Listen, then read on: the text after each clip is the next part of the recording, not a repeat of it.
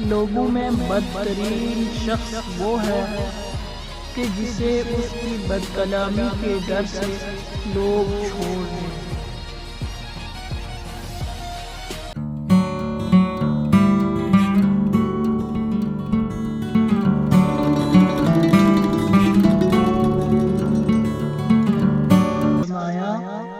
قیامت کے دن میری شفاعت سے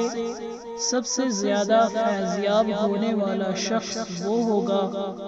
جو سچے دل سے یا سچے جی سے لا الہ الا اللہ کہے گا۔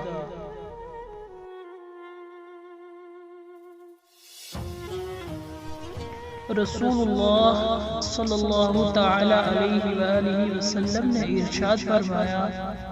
قیامت کے دن عرش الہی کے سائے میں وہ شخص بھی ہوگا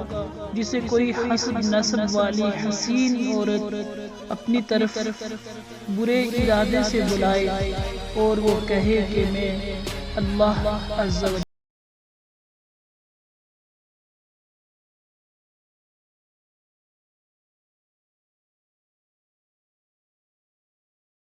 ابن عباس رضی اللہ تعالی عنہما سے روایت ہے کہ رسول اللہ صلی اللہ تعالی علیہ وسلم